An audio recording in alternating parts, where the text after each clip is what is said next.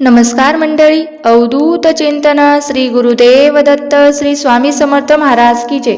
स्वामींच्या कृपेने तुम्हाला आजचा दिवस आनंदाचा सुखाचा जावो हीच मी स्वामींच्या चरणी प्रार्थना करते आणि आज एका नवीन व्हिडिओला सुरुवात करते। 12 ऑगस्टला म्हणजेच बुधवारी येत आहे ती म्हणजे आषाढ अमावस्या। आषाढ अमावस्येला दीप अमावस्या, दर्शन ठाई नवई अमावस्या या नावाने सुद्धा ओळखले जाते।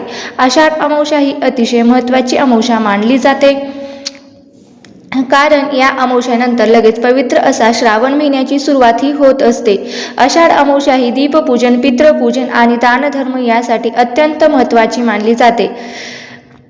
या आषाढ अमावस्येच्या दिवशी देवघरातील तसेच आपल्या घरातील सर्व दिव्यांची स्वच्छता करून त्याची पूजा करण्याची परंपरा आहे, म्हणून या अमावस्येच्या दिवशी दिव्याची अमावस्या असे सुद्धा म्हणतात। या पवित्र दिवशी स्नान, पूर्वजांचे स्मरण केल्याने सुख, शांती, समृद्धी मिळते। आषाढ अमावस्येच्या दिवशी काही उपाय केल्याने आपल्या जीवनातील अनेक गोष्टींवरती प्रभाव पडतो, त्यामुळे ज्योतिषशास्त्रात आषाढ अमावस्येला विशेष असं महत्त्व आहे। आषाढ अमावस्येच्या दिवशी आपल्या मुलांचे सुद्धा औक्षण केले जाते, कारण आपली मुलं ही आपली वंशाची दिवे असतात आणि म्हणून या दिवशी मुलांची पूजा करणे सुद्धा तेवढे जास्त महत्त्वाचे मानले जाते। या दिवशी मुलांचे औक्षण केल्याने त्याची बुद्धी, ज्ञान, एकाग्रता आणि मुलांच्या उत्तम आरोग्यासाठी खूप शुभ मानले जाते। धार्मिक दृष्टीने सुद्धा हा महिना आषाढ अमावस्येचा दिवस अतिशय महत्त्वाचा असल्यामुळे या दिवशी खास करून आपल्या मुलांसाठी काही उपाय केले तर ते खूप फायदेशीर ठरत असतात। तर कोणते उपाय करायचे आणि अत्यंत प्रभावी असे उपाय मी तुम्हाला सांगणार आहे। बुधवारी आषाढ अमावस्या आहे, उपवास नाही केला तरीही चालेल, पण प्रत्येक आईने आपल्या मुलांसाठी इथे एक दिवा लावण्याने सर्व दुःख, दुष्ट, संकटी, अडचणी दूर होतात। अभ्यासात, नोकरीत प्रगती, यश प्राप्त होत असते। मुलांना प्रत्येक क्षेत्रामध्ये यश मिळत असते, त्यांना आर्थिक प्रगती होत असते, त्यांना नवीन ऊर्जेची आणि ज्ञानाची प्राप्ती होत असते। त्यांच्या अभ्यासामध्ये, व्यवसायामध्ये, नोकरीमध्ये सकारात्मक बदल होत असतात। हा असा दिवा मुलांसाठी कुठे लावायचा आहे, कसा लावायचा आहे, कोणत्या वेळेत लावायचा आहे याबद्दलची संपूर्ण माहिती आपण या व्हिडिओमध्ये पाहणार आहोत। त्यामुळे तुम्हाला काय करायचं आहे तर व्हिडिओ स्किप न करता शेवटपर्यंत नक्की पाहायचा आहे, जेणेकरून तुम्हाला संपूर्ण माहिती मिळेल। आता मी जो तुम्हाला उपाय सांगणार आहे तो कधी करायचा आहे तर आषाढ अमावस्येचा प्रारंभ हा 11 ऑगस्टला रात्री 11:33 सुरू होणार आहे आणि समाप्ती 12 ऑगस्टला रात्री 11:06 होणार आहे। या तिथीनुसार म्हणले तर 12 ऑगस्टला ही आषाढ अमावस्या म्हणजे दीप अमावस्या साजरी केली जाणार आहे। आता हा उपाय आपल्याला दीप अमावस्येच्या दिवशी संध्याकाळी करायचा आहे, तर संध्याकाळी 6 नंतर अगदी तुम्ही रात्री 12 वाजेपर्यंत कधीही हा उपाय करू शकता। हा उपाय करताना मुलांसाठी हा उपाय एक दिव्याचा उपाय करता तेव्हा मुलांच्या जीवनात सकारात्मक बदल, परिणाम घडत असतात। हा उपाय इतका प्रभावी आहे की हा उपाय केल्याने, हा दिवा इतका लावल्याने दिव्याच्या प्रकाशाने अंधकार दूर होऊन मुलांचे सारे आयुष्य उजळून निघते असं म्हटलं जातं। त्याचप्रमाणे संकटाच्या अंधाराला चिरून सर्व संकट दूर करून मुलांच्या आयुष्यात नवी उमेद, शक्ती, ऊर्जा भरभरून येते अशी धार्मिक मान्यता सुद्धा आहे। प्रत्येक आईला आपल्या मुलांसाठी उज्ज्वल भविष्यासाठी काळजी असते। माझा मुलगा, माझी मुलगी कोणत्याही क्षेत्रामध्ये मागे राहता कामा नये, त्यांना प्रत्येक क्षेत्रामध्ये यश, भरभराट मिळावं, त्यांच्या जीवनातील जे काही अडचणी, संकट, अडथळे जे काही आहे ते दुःख, दोष ते सर्व दूर व्हावेत आणि आपल्याला हा उपाय जो आहे तर तो करायचा आहे। तर बघा, हा दिवा बुद्धीचे, ज्ञानाचे प्रतीक असतो। दिव्यामध्ये अनेक प्रकारच्या सकारात्मक ऊर्जा असतात, सकारात्मक लहरी असतात। या ऊर्जा आपल्या घरासाठी, मुलांसाठी खूप फायदेशीर ठरत असतात। त्यांना प्रत्येक क्षेत्रामध्ये यश मिळावं यासाठी सुद्धा हा उपाय अतिशय महत्त्वाचा आहे। हा दिवा जर आहे तो आपल्याला लावायचा आहे। हा दिवा कसा लावायचा आहे आणि हा दिवा आपल्याला मुलांपासून ते मोठ्यापर्यंत, अगदी लग्न झालेल्या मुलांपर्यंत सुद्धा तुम्ही लावू शकता। तुमची मुलं शिक्षण घेत असतील, शाळेत जात असतील, एखादा व्यवसाय करत असतील, असे प्रत्येक मुलं मुलींसाठी सुद्धा हा उपाय जो आहे तो आपण करू शकतो।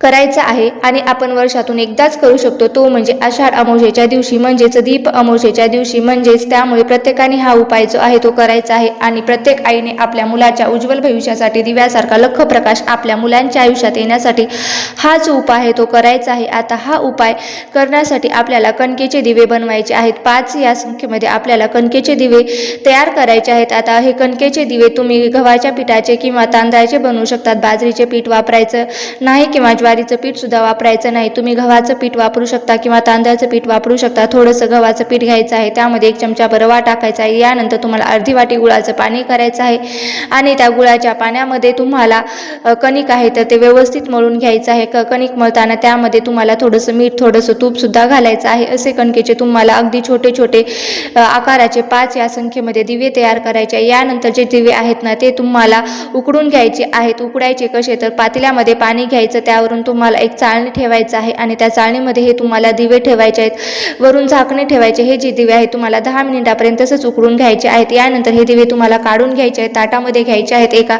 लाईनमध्ये तुम्हाला ते दिवे ताटामध्ये ठेवायचे आहेत.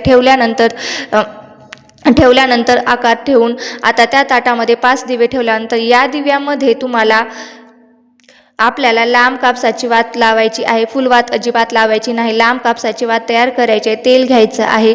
चुकूनही या दिव्यामध्ये तूप घालायचं नाही. मुलाचं औक्षण हे तुपाच्या दिव्याने कधीच केलं जात नाही, तर तेलाच्या दिव्यानेच मुलाचे औक्षण हे केलं जातं.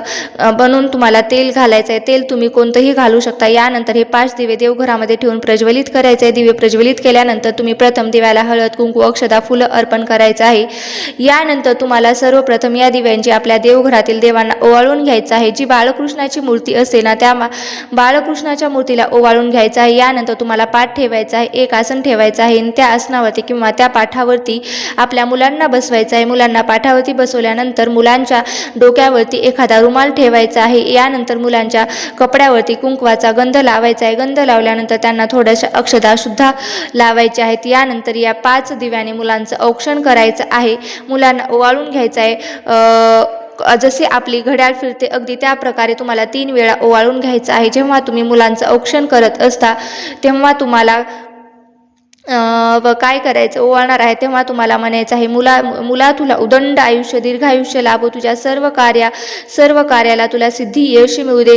तुला दीर्घ आयुष्य लाभो, तुला उत्तम आरोग्य लाभो आणि तुझ्या जीवनात धनधान्याची, समृद्धीची भरभराट येऊ दे. तुझ्यावर कोणतेही संकट येऊ नये असं तुम्हाला म्हणायचं आहे. अशी मुलांचं औक्षण करून घ्यायचं आहे. हे दिवे साईडला ठेवायचे आहेत आणि आपल्या हातामध्ये थोडीशी मोहरी घ्यायची आहे. पिवळी किंवा काळी मोहरी घ्या. थोडंसं मीठ घ्यायचं आहे आणि मुलावरून तुम्हाला डोक्यापासून ते खाली पायापर्यंत 7 वेळा उतरून घ्यायचं आहे आणि घराच्या बाहेर जाऊन ते तुम्हाला फेकून द्यायचं आहे किंवा घरीच तुम्ही तवा गरम करून तव्यावरती ते दोन्ही वस्तू टाकून तुम्हाला जाळून टाकायच्या आहेत. यानंतर तुम्ही जे दिवे आहेत ना त्या दिव्यामध्ये तिथे आपल्या मुलांची रूम आहे, तिथे आपली मुलं दररोज बसून अभ्यास करतात. त्या ठिकाणी तुम्हाला पूर्व दिशेला या दिव्यांची वाती करून जे दिवे आहेत ना ते तिथे ठेवायचे आहेत. म्हणजे दिव्यांची वाती पूर्वेकडे येईल अशा पद्धतीने हे दिवे तुम्हाला आपल्या ताटामध्ये मुलांच्या रूममध्ये किंवा जिथं मुलं अभ्यास करतात तिथे तुम्हाला त्या जागेवरती नेऊन ठेवायचे आहेत. शक्य नसेल तर मग तुमच्या देवघरामध्ये तुम्ही पूर्व दिशेला तोंड करून हे दिवे ठेवू शकता. कारण वास्तुशास्त्रानुसार मुलांच्या उज्ज्वल भविष्यासाठी, चांगल्या आरोग्यासाठी आणि बुद्धीच्या विकासासाठी दिव्याची वात जी आहे ना तर ती पूर्व दिशेला तोंड करून ठेवली जाते. यामुळे आपल्या मुलांची भरभरून प्रगती होते. तसेच या दिशेला दिव्यांची दिशा सुद्धा म्हटला. तसेच वात लावल्याने मुलांमध्ये एकाग्रता वाढते, त्यांच्या अभ्यासामध्ये सकारात्मक बदल होत असतात आणि त्यांचे आयुष्य दीर्घायुष्य होते. चुकूनही जेव्हा मुलांचं औक्षण करणार आहोत तेव्हा मुलांचं तोंड हे दक्षिण दिशेला येणार नाही, याची मात्र तुम्हाला काळजी घ्यायची आहे. बघा, यात विशेष काळजी घ्या, कारण दक्षिण दिशा ही यमराजाची दिशा आहे आणि पितरांची दिशा मानली जाते. म्हणून या दिशेला तोंड करून मुलांचं औक्षण कधीच करायचं नाही. त्या दिशेला दिव्याची वात सुद्धा करायची नाही. मुलांचे दिवे सुद्धा ठेवायचे नाहीत. आता जर तुमच्या घरामध्ये किंवा 3-4 मुलं असतील अगदी, तर दिवे किती बनवायचे तर प्रत्येकासाठी 5-5 दिवे वेगवेगळे बनवायचे आणि प्रत्येकाला वेगवेगळ्या दिव्याने ओवाळायचं.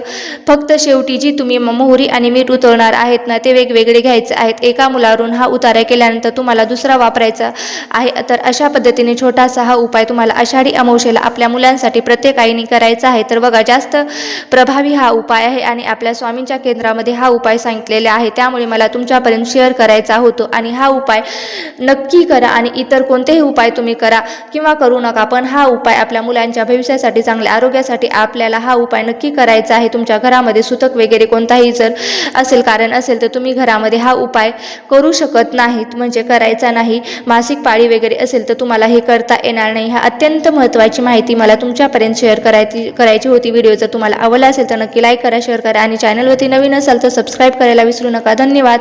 श्री स्वामी समर्थ. जय जय स्वामी समर्थ.